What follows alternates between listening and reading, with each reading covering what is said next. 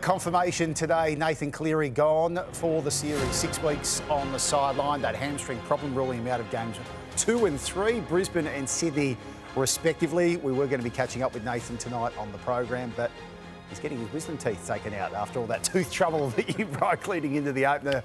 So we wish him all the best. So the big question is now, with no Nathan there, who will be in the halves? Does Jerome Luai still take to the pitch? And if so, who partners him? If he's not there, who takes the jumper 6 and 7?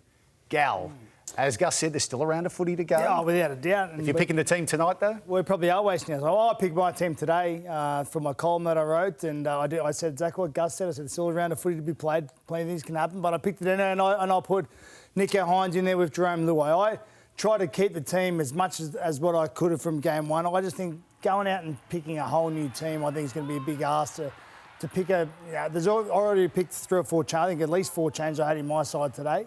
So to pick any more than that, particularly around your spine, I've seen some guys picked sides today, which the only 2 players they had from the back line there was the two wingers. So they replaced both centres, both halves. I mean, I just think to do that going into what is a decider for New South Wales, just to start all over again, it's going to be too big a ask, I think. So I think they're going to want to keep the team as close together as they can.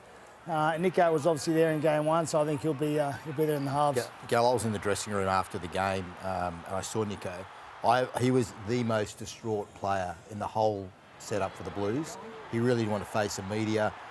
He looked like he was really struggling with what took place. He only played a few minutes, but he really took it hard. And I hope he can bounce back emotionally and be confident enough to lead that side. Do you see him a lot at Cronulla? Do you see the confidence in there that he can lead a side at Origin? He has to. And they all have to. They've got no choice now. They've got to go out there and do it. And what an opportunity for them. They should be looking at this as an opportunity. They shouldn't be dwelling on this and what's happened. They blew game 1. We all know they had a lead with inside the last 10 minutes down to 12 men the opposition when they blew it. We can't hide from that fact. But now they've got an opportunity to go up there to Queensland and do something that no other team in the history of Origin has done.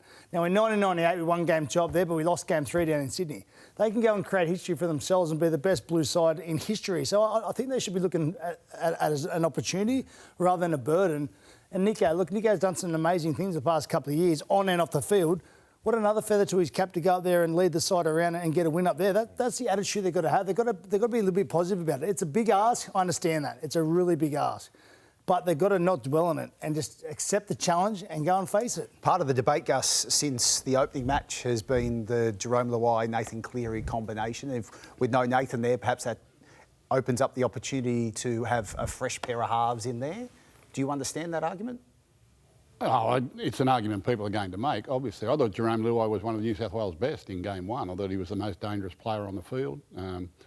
Had a couple of try assists and could have easily had a couple more.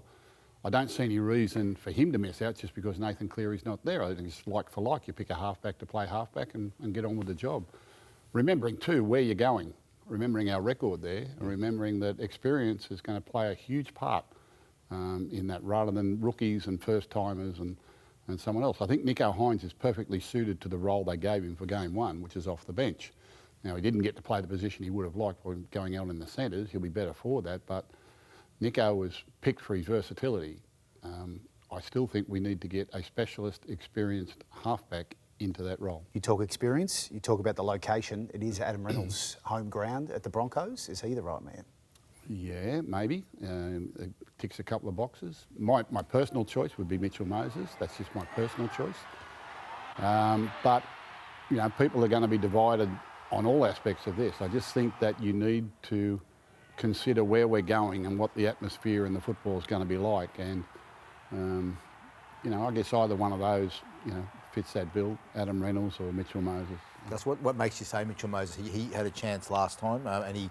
You know, I know he's he's got a very good kicking game. I know he's experienced now. He's played in a grand final. Is that what tips him for you? Or? Yeah, he's got a lot of aspects to his game that I've liked. You know, I think if there wasn't a Nathan Cleary around, he's probably played another half a dozen Origins. You know, he came in to replace him once and, you know, I didn't think he was all that bad on the night. He'd be better for the experience.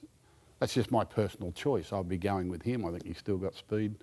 I think he's got a great kicking game. He's got a long kicking game and a short kicking game. His long kicking game will be invaluable in Origin. And he creates points. I just thought that he would fit the bill nicely. If I were coaching, he would be my first choice.